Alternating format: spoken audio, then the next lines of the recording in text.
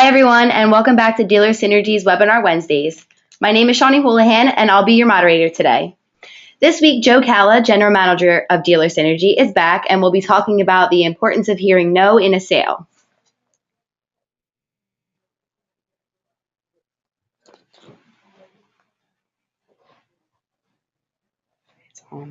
Before we get started, I just wanted to remind you that if you have any questions, make sure you send them to us through the questions feature located on your screen, and Joe will answer them at the end of the presentation. Also, please feel free to live tweet this webinar using hashtag Webinar Wednesdays.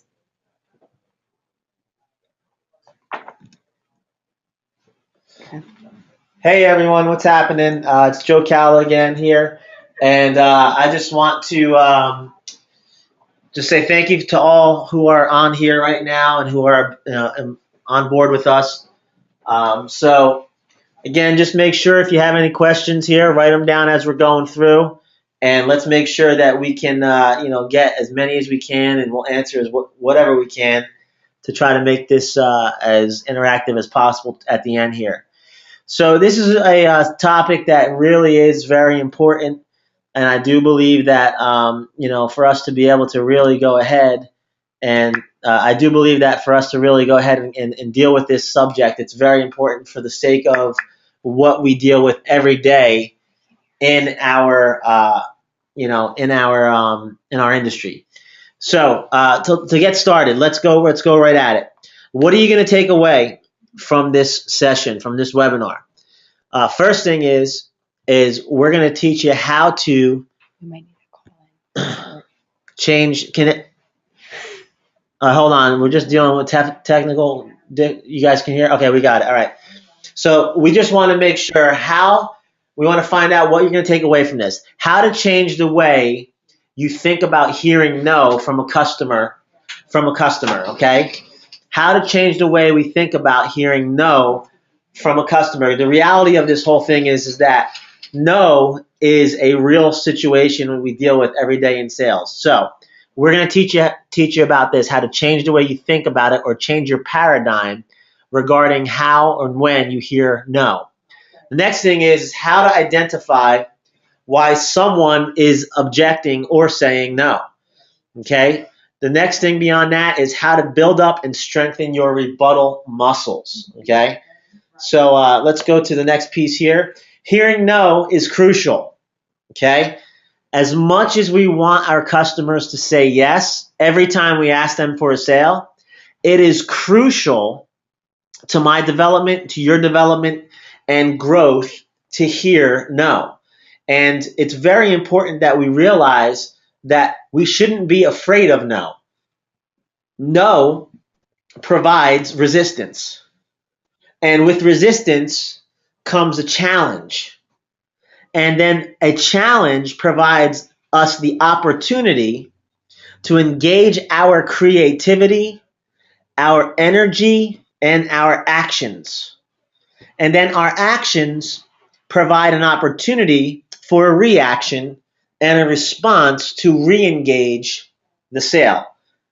I mean, I just remember many times when I was in the store and I would be working and deal with someone, or I'd be talking to someone on the phone, and there would be that objection, there'd be that stall, there'd be that one thing that is holding them back from moving forward. At that point, creative juices start flowing. At that point, I start thinking of other ways on how I can make this thing come together. If I can't find a vehicle that fits the cash range of what they're looking to spend in cash, and I can't find that right vehicle, and we can't find the vehicle that's going to fit their budget.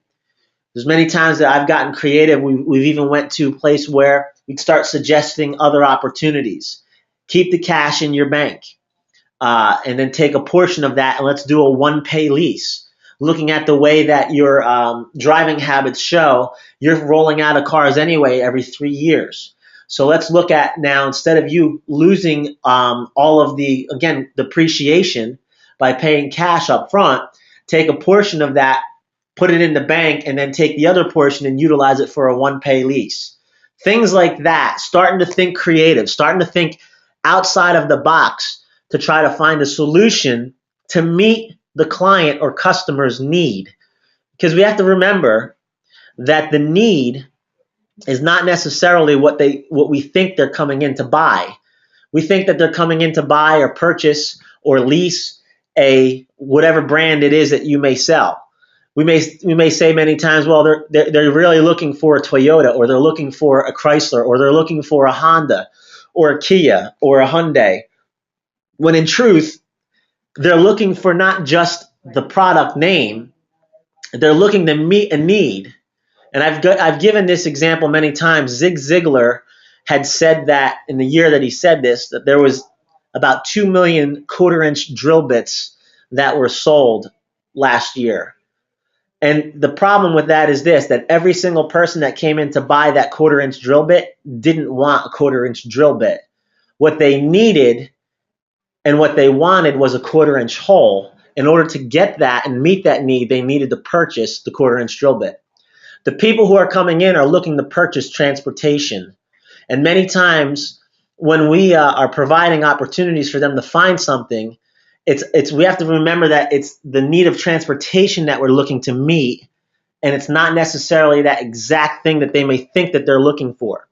So we have to be sensitive to understand what their expectations are, and then from there, once we know what those expectations are, then we can know how to meet them, and then from there we can then exceed them. So again, going back to this, in the process of dealing with our clients and customers, we're going to have plenty of opportunities to be creative. So let's look at the first point here of what we're trying to get out of this. Number one, we need to embrace resistance, because resistance strengthens our muscles. Okay? Embrace resistance. I mean, here's the deal. Don't fear objections. Many times we get nervous, we start fearing, and we get nervous and we feel like, oh my goodness, this is going to happen. They're going to say no, or they're going to start objecting to what I'm saying. They're going to start going against and resisting what I'm trying to put out there. But we should not fear the objections. As a matter of fact, it's the reality of sales, objections. People will say no when we ask for the sale. We need to understand that. People are going to say no. As a matter of fact, we are going to hear more no's than we will yeses in our positions. So don't be shocked, okay? Don't be surprised. It is normal and it is natural for people to resist the sale and to say no to the deal. We should be happy and embrace the resistance, the objections, and the no's that come our way, because without them, we'd never be able to sharpen our skills in selling, and we'd never be able to become more exceptional in our skill set and how to handle them. So when we're told no, this is the starting point to discover why they may be objecting and hesitating to say yes to move forward. Okay? So resistance is simply this. Resistance is the refusal to accept or comply with something. The attempt to prevent something by action or argument. All right? Again, I'll just say it again because I want us to understand the definition here. Resistance is the refusal to accept or comply with something. The attempt to prevent something by action or argument. If we want to become physically stronger, our muscles need resistance. Okay? Resistance training is based on the principle that muscles of the body will work to overcome a resistance force when they're required to do so. You see, when you do resistance training repeatedly and consistently, your muscles become stronger. Okay? This is also true in our ability to close and overcome objections. Okay? When we push back to that which has resistance, we're going to strengthen our rebuttal muscles. Okay? That's a picture of me, as you can see there. That we just photoshopped Schwarzenegger's face in there just for the sake of it, but that's really me. But listen here, rubber bands are only effective and necessary when they're stretched. And in order for the muscle to grow properly, it needs to be stretched. It's the same thing with our ability to close and have rebuttals and go through what we're dealing with when it comes to sales. Some of the best closers and sales professionals are the best at what they do because they have mastered the ability to overcome objections, okay? They've been rejected so many times that they know how to respond and answer and overcome those rejections because they are aware of them before they even come out. And they've trained themselves through repetition how to answer and rebut them. I mean, this is the thing that when you look at somebody who's been in the business for a really long time and they've been going through dealing with customer after customer, and you kind of get the same stuff. There's really no new objection when it comes to a sale. It's very similar no matter where you go, no matter what part of the country you're in. I sold cars in Oklahoma and I sold cars in New Jersey. It was all very similar when it came to reasons why specifically that they were saying they don't want it or that they were objecting to do the deal.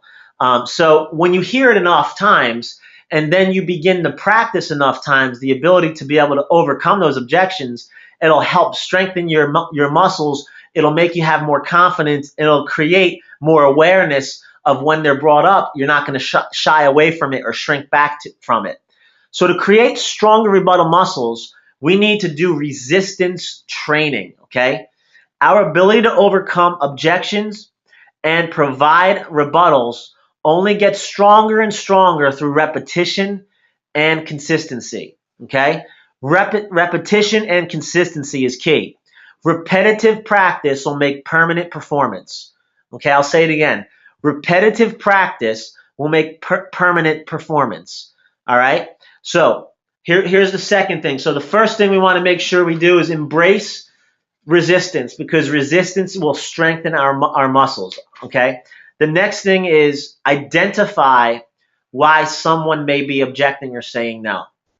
All right, many times people are not confident enough to say yes, which is why they say no. So we need to be able to recognize that.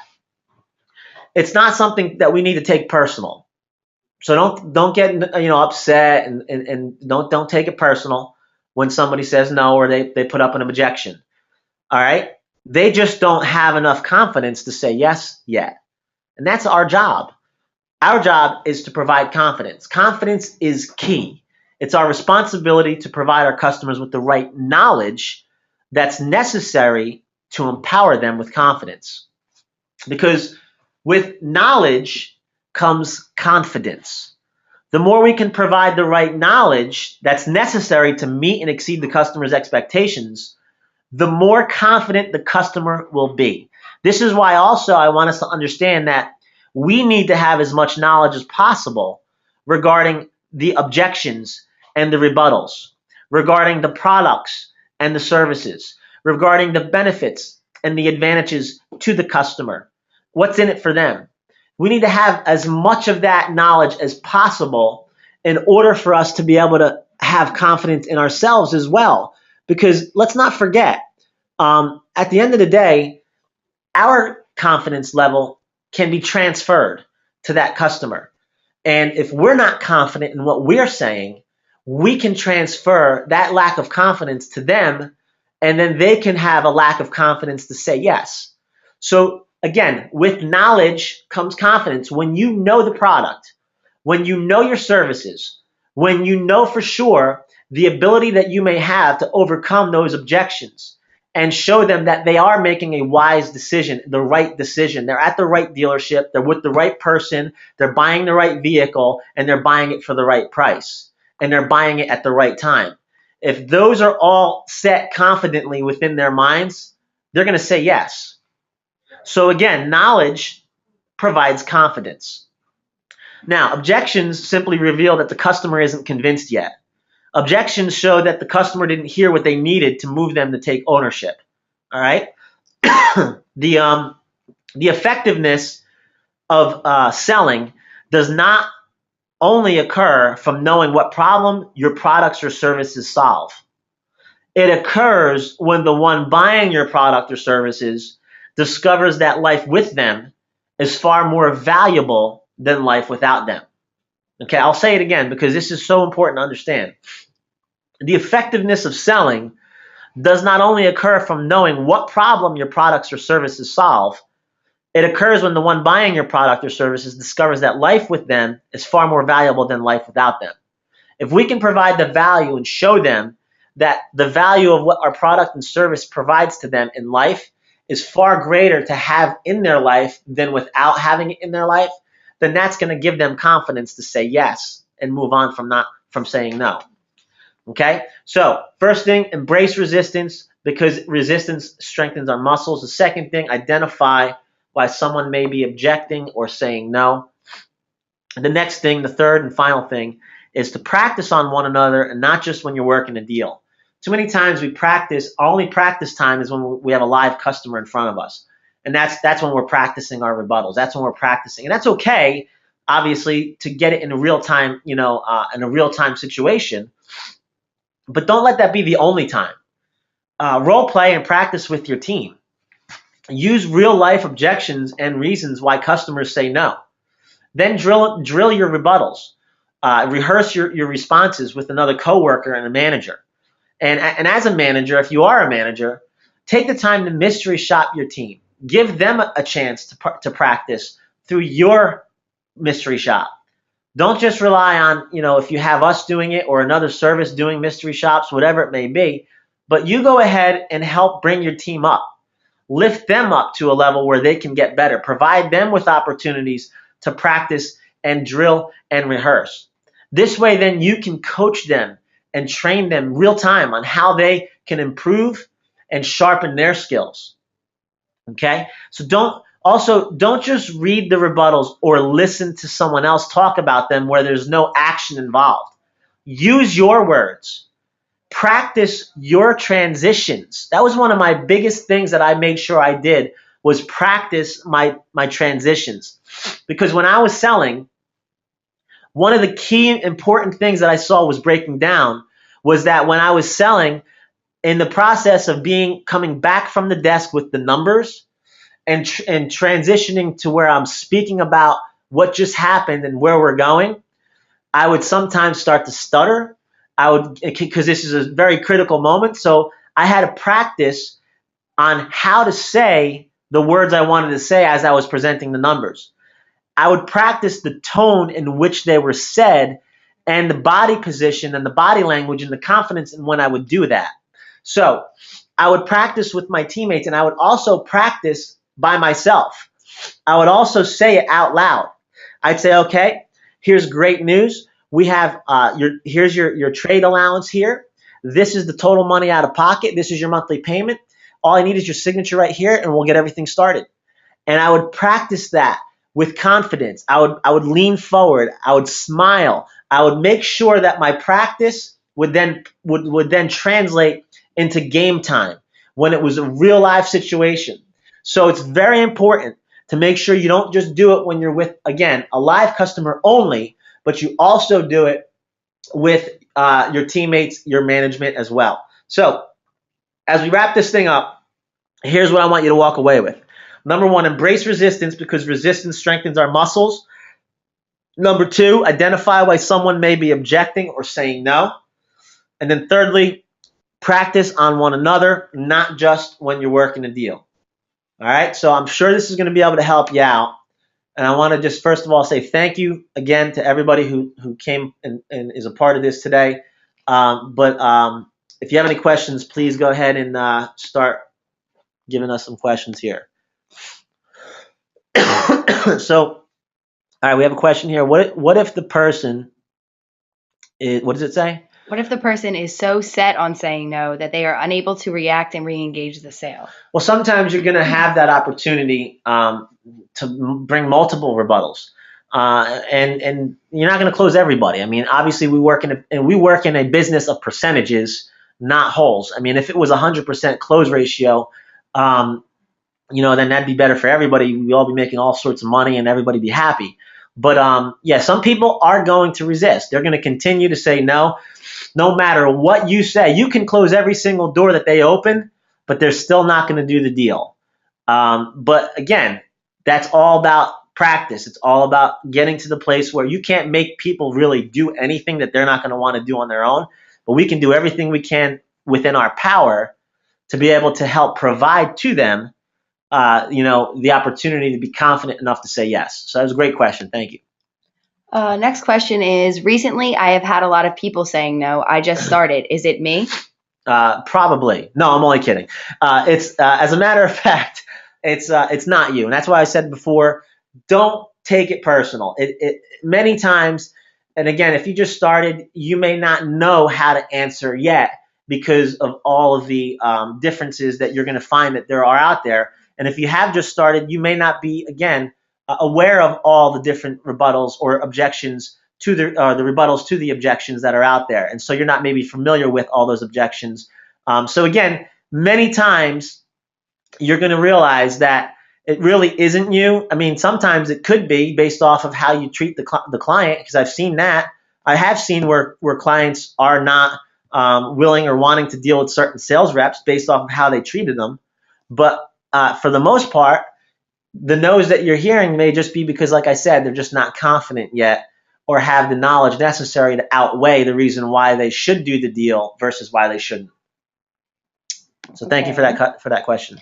Next question is, what about customers who are saying no over social media? Should we still follow the same process? So social media is good. Is a good way to keep yourself out there and allow your ability to be able to let people see what you're doing. Again, you could, and I've heard of situations where people have sold vehicles through the social media outlet.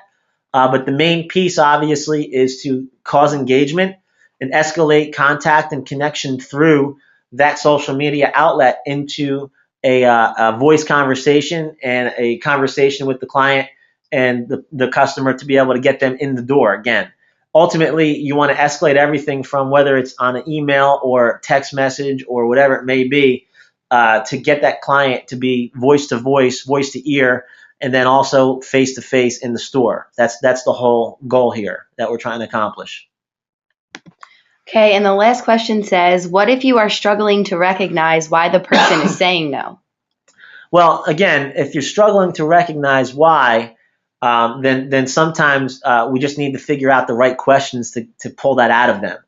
And so I believe that one of the real important things when it comes to selling is truly the ability to ask the right questions to extract the necessary answers for us to be able to find out specifically what it is that's holding them back. I believe that many times that they might bring up one objection, but there's other objections behind it if we never flush it out. And so I think it's important that in the process of getting that objection that we make sure that that's the only one, if it is one. And before we try to address that, let's get all of the questions out and all the objections out. So for example, if it's just price, listen, I don't, I'm sorry, but I'm not going to do the deal. I'm going to go home and think about it. It's, the price is too high. Okay, so other than that, is there anything else though that we've discussed here that you would say is holding you back from making a decision on this vehicle? Is the vehicle the right vehicle for you? Yes, it is. Okay, good. So when we went through the payment, is the payment the right payment for you? Well, the payment's okay, but to be honest with you, the selling price is what's holding me back on this, and my trade. I want more money for my trade. Okay, so other than the trade, now because this is good, I'm glad that we brought this up. Other than the trade and other than the price that you're buying this for, is there anything else holding you back? No, there's not. That's it, man. That's the only things. So now what we do is, again, if we can isolate that objection and then make sure we flush out everything all at once, then that gives us the ability to then take it to the next level and figure out how to overcome those objections. All right? So, hey, those were great questions. I appreciate that. And if you have any more questions or want to reach out to me, please, do so. You can shoot me an email at joe@dealersynergy.com. And you can even call my cell phone at 856-952-1786. Again, it's 856-952-1786. And again, we appreciate everybody. Thanks for taking the time to come out here. And we believe that this will definitely give you some value to go back into your store with today and into your lives today. So thank you again, and have a great holiday. I'm going to pass it over to Shawnee. I just want to remind everyone that next week there will not be a webinar, but stay tuned for the December schedule. As you can see right here, we'll have one on the 3rd, the 10th, and the 17th of December. I also want to let everyone know that a recording of this webinar will be sent to you for your viewing convenience. And remember, if you have any questions, please feel free to contact me at shawnee@dealersynergy.com or by phone 856-546-2440, extension 34. Thank you. Have a good day. Thank you for watching this week's episode of Webinar Wednesday. If you liked it, you're going to love Bradley On Demand. Bradley On Demand is the most advanced virtual training, tracking, testing, and certification platform, featuring hundreds and hundreds of advanced videos that will train you step by step how to sell more cars, more often, and more profitably. Sign up now